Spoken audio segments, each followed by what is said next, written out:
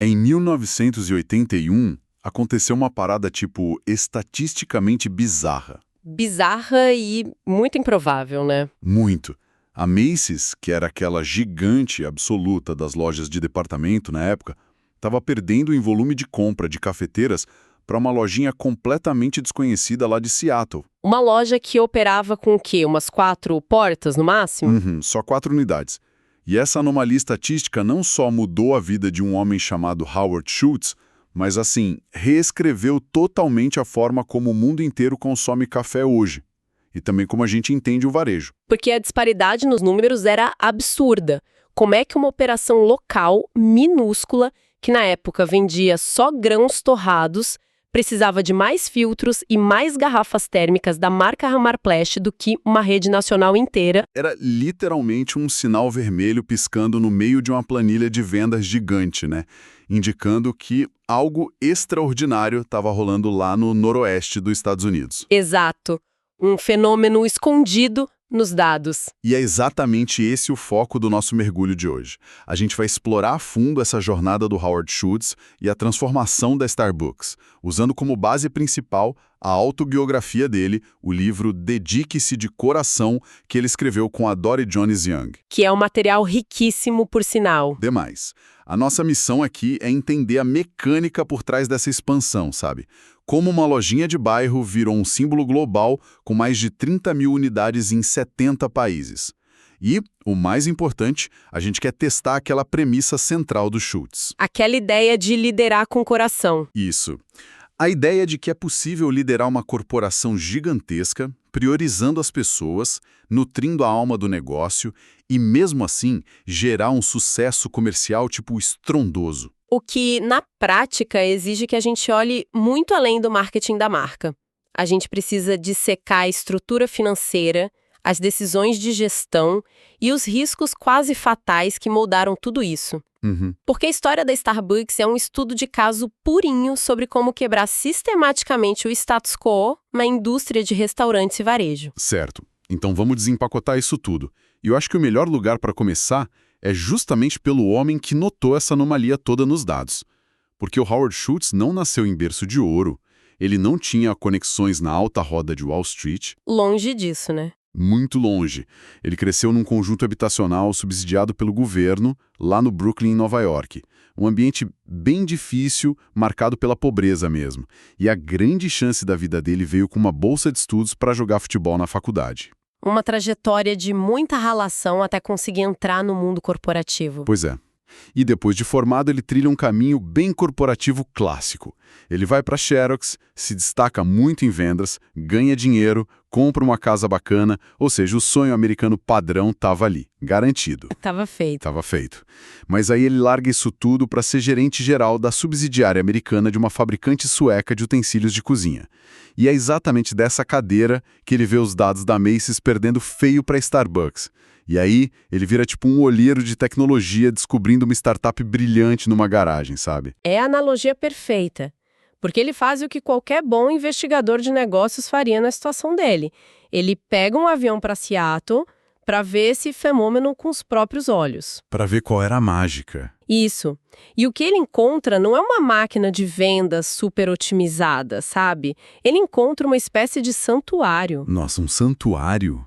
Pensa numa fachada estreitinha, um violinista tocando Mozart ali na porta e lá dentro um aroma inebriante. O balcão não servia bebida pronta, tipo o café que a gente pega hoje. Não tinha copo de café para levar. Não, eles vendiam grãos de torra escura, importados do mundo todo, tratados com um nível de rigor artesanal que era, assim, raríssimo nos Estados Unidos daquela época. E aí o Schultz prova aquele café e tem uma epifania ali mesmo. Ele descreve no livro como a bebida mais forte e fascinante que ele já tinha tomado na vida. Foi um divisor de águas para ele. Total. Mas o choque de realidade mesmo vem quando ele senta para conversar com os fundadores originais. Porque, pensa bem, o mercado americano no início dos anos 80 estava passando por crises econômicas bravas. A inflação era um problema enorme. E a maioria das empresas estava fazendo o quê? Cortando custos na qualidade para tentar manter alguma margem de lucro. Mas os fundadores da Starbucks faziam o oposto absoluto. O que é fascinante aqui é que eles eram puristas. puristas inflexíveis. Se a safra de um grão não atingisse o padrão de excelência deles, eles simplesmente não compravam. Mesmo que isso significasse operar no vermelho. Exato. Essa intransigência toda tornava os fundadores péssimos capitalistas no sentido tradicional da coisa, mas excelentes construtores de marca. Porque a integridade do produto era inegociável. Inegociável. E o Schultz ficou tão obcecado por essa devoção ao café que ele passou um ano inteiro fazendo lobby. Ele ficou insistindo, quase implorando por uma vaga na empresa, até que finalmente eles contrataram ele como diretor de operações e marketing. Só que aí, conseguir o emprego acabou sendo a parte fácil da história, né? Com certeza, a dor de cabeça veio depois. A parte difícil foi tentar convencer esses puristas a expandir a visão da empresa, porque um ano depois de entrar, o Schultz viaja para Milão, na Itália, a negócios. E caminhando pelas ruas lá, ele não vê só lojinhas vendendo grãos em pacote, ele vê bares de expresso. A verdadeira cultura do café italiano. Exatamente. Ele observa aquela coreografia toda dos baristas, o barulho do vaporizador de leite, aquela conexão humana visceral, sabe? Onde o atendente sabe o nome de cada pessoa que entra, rola aquela conversa rápida antes de ir para o trabalho. Uhum. O café não era só um produto para você botar na sacola e levar para casa. Não, era um evento social. Era literalmente o palco da vida da comunidade. E ele volta para Seattle em chamas com essa ideia. Ele quer colocar máquinas de expresso e servir bebida quente dentro das lojas da Starbucks. E qual é a resposta dos fundadores? Um sonoro e retumbante não. Eles acharam a ideia uma heresia, mas assim, para ser justo e entender o lado dos fundadores, a gente precisa olhar para o balanço patrimonial deles na época. A grana estava curta. Estava bem curta. A Starbucks tinha acabado de comprar a Peet's Coffee and Tea, que foi a empresa que originalmente inspirou eles a começarem. Então eles estavam altamente alavancados, atolados em dívidas. E financiar um modelo de negócios novo do zero não é barato. Nem um pouco. Comprar máquinas de expresso caríssimas parecia uma loucura fiscal naquele momento. E além do dinheiro, tinha a barreira ideológica, né? Na visão deles, servir bebida pronta ia diluir a essência da marca. Eles se viam como artesãos, né? Isso, eles se enxergavam como torrefadores de elite. Vender xícaras de café para eles ia transformar a loja num restaurante. E eles desprezavam a ideia de ter um restaurante. Mas o Schultz não desiste fácil. Ele pressiona por mais um ano inteiro. Imagina o clima na empresa. Até que os donos, provavelmente exaustos de tanta insistência, cedem um espacinho para um teste numa loja nova. Um teste super discreto. Muito discreto. Sem campanha de marketing nenhuma, sem aviso prévio, eles abrem lá o tal do bar de expresso e logo no primeiro dia, 400 pessoas entram. Um sucesso absurdo. Em questão de 2 meses, o barzinho lá atende 800 clientes por dia. O volume de vendas de bebida fica estratosférico e eclipsa totalmente a venda de grãos embalados, que era o foco deles. E aí, diante desse mar de clientes diários, o que os fundadores fazem? Eles puxam o freio de mão e dizem que não vão expandir o modelo. É chocante, né? Muito. Deixa eu fazer o papel de advogada do diabo aqui rapidinho. Como é que alguém recusa um sucesso empírico, testado e comprovado, que está atraindo 800 pessoas por dia para a loja? Isso não é só falta de visão, parece quase uma sabotagem irracional do próprio negócio. Isso levanta uma questão importantíssima, que é a ilustração perfeita do dilema do inovador. Para aqueles fundadores originais, o sucesso estrondoso do teste provou exatamente o que eles mais temiam. Que as bebidas iam engolir os grãos. Isso, eles olharam para aqueles 800 clientes fazendo fila e não viram lucro. Eles viram uma multidão barulhenta que estava descaracterizando o santuário de contemplação do café que eles tinham demorado tanto para construir. A lealdade deles era a identidade, não ao dinheiro. Exato, a lealdade era a identidade, não a escala. O atrito, claro, ficou insustentável. Essa divergência fundamental de visão forçou o Schultz a sair da empresa.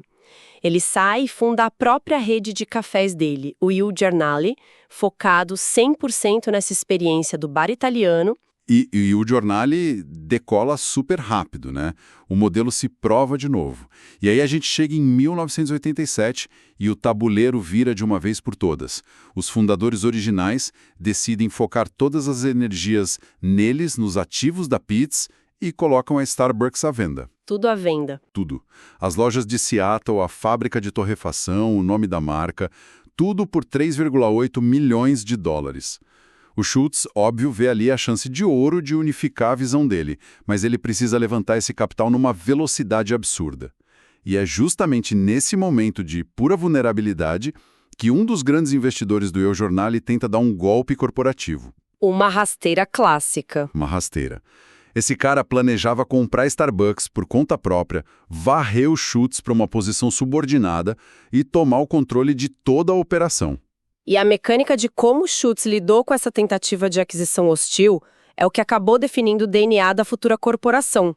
Porque, sob uma pressão extrema dessas, a resposta instintiva da maioria dos executivos seria tentar fechar um acordo de bastidores ou ceder o controle para garantir a segurança financeira. Garantir o emprego, né? Isso. Mas o Schultz fez exatamente o caminho inverso. Ele convocou uma reunião com todos os pequenos investidores do Il Giornale. Ele abriu o jogo, jogou a real sobre a manobra desse grande investidor e garantiu que, se eles apoiassem ele, todo mundo teria uma participação proporcional e justa na compra da Starbucks.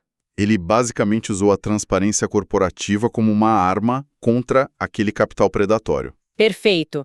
Ao expor a tentativa de golpe e mobilizar a base de pequenos acionistas, ele não só levantou os 3,8 milhões que precisava de forma independente, mas ele cimentou uma cultura de lealdade mútua ali dentro. Criou uma base sólida. Quando ele assinou os papéis, ele tinha provado na prática que agir com ética nos negócios pode ser uma estratégia de sobrevivência altamente eficaz. E uma curiosidade técnica interessante, legalmente foi a corporação do Il Giornale que comprou Starbucks e assumiu o nome dela, fundindo as duas operações. O peixe menor engoliu o maior e pegou o nome emprestado. Bom, o cheque comprou os ativos, a torrefação, a marca, mas não veio com um manual de instruções sobre como expandir isso pelo país inteiro sem perder a alma, né? Definitivamente não. E aqui é que a coisa fica realmente interessante. Porque o Schultz assume o comando e bate de frente com a grande ironia da indústria de varejo e restaurantes. Pensa bem na estrutura clássica. Esses negócios dependem quase inteiramente da interação humana de qualidade para sobreviver. Se o atendimento do garçom ou do barista for ruim, o cliente não volta. Fato. É o básico. Só que, historicamente, esses são justamente os setores que pagam os salários mais baixos, não oferecem benefício nenhum e tratam os funcionários como, sei lá, peças descartáveis de uma máquina. É como se você tentasse administrar um restaurante de altíssima gastronomia que tem uma cozinha aberta para o salão. Onde todo mundo vê tudo. Isso. O barista é o chefe ali no palco, na cara do cliente. Se esse chefe está exausto, ganhando mal, desesperado porque não tem plano de saúde para o filho doente e não tem conexão nenhuma com o sucesso do negócio, cara, o cliente vai sentir essa insatisfação na primeira garfada. A performance inteira do lugar desmorona. Se conectarmos isso com o panorama geral da época, a genialidade do Schultz foi olhar para esse modelo padrão de recursos humanos no varejo e calcular o custo oculto dessa rotatividade gigantesca. Porque o senso comum dizia o contrário, né? O senso comum dizia que pagar salário mínimo e cortar benefícios era o jeito de economizar dinheiro. Mas o Schultz provou que isso, na real, sangrava a empresa financeiramente. O custo de ter que ficar toda hora recrutando, contratando e treinando funcionário novo, que acabava pedindo demissão em 3 meses, era astronômico. Era enxugar gelo. Exatamente. E a solução que ele trouxe chocou o Conselho de Administração. Ele propôs estender um seguro de saúde super abrangente, não só para os gerentes, mas para todos os funcionários. Inclusive para o pessoal de meio período, que trabalhava umas 20 horas por semana. Gente, a gente está falando da virada dos anos 80 para os anos 90. Oferecer cobertura médica completa para trabalhador de meio período no varejo era tipo ficção científica corporativa. Ninguém fazia isso. O conselho resistiu muito no começo, claro. Ficaram alertando sobre a explosão dos custos fixos. Mas a matemática de longo prazo do Schultz era muito mais sofisticada. Ao criar essa rede de segurança para a saúde dos baristas, ele estancou a rotatividade. O pessoal parou de sair. Parou. E a economia gerada por reter esses talentos, somada à elevação drástica na qualidade do serviço, acabou compensando os prêmios caros dos seguros de saúde. Mas a coisa não parou por aí. Não, ele foi além. Pouco tempo depois, ele implementou o Beanstalk, que era um programa de opções de ações distribuído para todo mundo da base, convertendo os funcionários literalmente em sócios do negócio. Foi a partir daí que a empresa parou de usar a palavra funcionários e começou a chamar todo mundo oficialmente de parceiros. E vale a pena a gente detalhar a mecânica desse Beanstalk, porque não era só uma caridade ou um programa de distribuição de lucros genérico. Era uma ferramenta de alinhamento de interesses muito poderosa. Totalmente estratégica. Pensa só, quando um barista ali atrás do balcão possui opções de ações que vão se valorizar com o tempo, o desperdício de um copo de leite, um atendimento mal feito que afasta um cliente habitué, ou até uma venda adicional de um bolo, tudo isso passa a afetar diretamente o bolso dele no longo prazo. Muda tudo. Muda a perspectiva. Ele deixa de ser um diarista batendo ponto e adota a mentalidade de um proprietário. A qualidade daquele café e o lucro da empresa viram um problema pessoal dele. A transformação psicológica de um programa assim é imediata. E para garantir que isso não ficasse só na teoria financeira, eles também elaboraram uma declaração de missão super vigorosa. Mas a sacada real, a inovação, foi criar uma equipe de revisão dessa missão. Como funcionava essa equipe na prática? Qualquer parceiro, em qualquer loja do país, podia preencher um cartão relatando se uma política corporativa ou uma decisão do gerente estava violando os valores da empresa. E a gerência lá de cima era obrigada a investigar e responder a essas queixas num prazo máximo de 2 semanas. Ou seja, tinha uma prestação de contas real de baixo para cima. Isso dá um empoderamento gigante, né? E além de empoderar a base, o Schultz também teve a clareza de entender os próprios limites como gestor. Ele era um visionário formidável, claro, mas ele sabia que para escalar um negócio daquele tamanho, ele ia precisar de especialistas em infraestrutura de varejo de verdade. Ele não podia fazer tudo sozinho. Não mesmo. Então, ele não hesitou em trazer cérebros experientes para o time, caras como o Jeff Brotman e o Craig Foley. Eram profissionais sêniores que trouxeram a disciplina logística necessária para sustentar essa explosão de crescimento que estava rolando. Fundamentais para escalar. Mas olha só, ter parceiros bem remunerados e motivados resolve só metade da equação, né? O espaço físico onde esses baristas operam, o palco onde a mágica acontece todo dia, precisava ser meticulosamente orquestrado. A filosofia da Starbucks se apoiou em 3 pilares fundamentais: as pessoas, o café e os sentidos. E isso nos traz a concepção sociológica do terceiro lugar. Que é um conceito fascinante. O terceiro lugar foi basicamente a fundação de toda a experiência do cliente. Na sociologia, o primeiro lugar é a nossa casa e o segundo lugar é o nosso ambiente de trabalho ou a escola. A Starbucks foi arquitetada propositalmente para ser essa zona de transição segura e acolhedora entre essas duas pressões diárias, um espaço neutro de convivência. E para materializar esse conceito, a gestão implementou uma regra de ouro implacável. Tudo importa. Até os mínimos detalhes. Até os mínimos. A formação de um barista não era só ensinar a apertar botões numa máquina de expresso. Cada novo contratado passava por 24 horas de treinamento intensivo. 24 horas. 24 horas. Eles aprendiam sobre a história do café, a física da extração do expresso, as nuances do atendimento. Eles eram treinados especificamente para fazer contato visual com as pessoas e, o que é mais impressionante, eles recebiam autonomia total para oferecer cupons de bebidas gratuitas para resolver a insatisfação de qualquer cliente ali na hora. Sem precisar chamar o gerente para autorizar. Sem chamar ninguém. O barista resolvia. Nossa, essa autonomia é brilhante. Mas assim, quando a gente mergulha nos detalhes operacionais das lojas, a coisa toma um rumo quase puritano, né? Porque, para proteger essa experiência toda do terceiro lugar, a matriz impôs regras sensoriais rígidas até demais. Regras bem estritas. Por exemplo, eles baniram completamente o fumo dentro das lojas muitos anos antes de qualquer legislação nacional exigir isso, o que na época enfureceu muitos clientes. Além disso, os funcionários foram expressamente proibidos de usar qualquer tipo de perfume, loção pós-barba ou colônia. Nada que tivesse cheiro. Nada.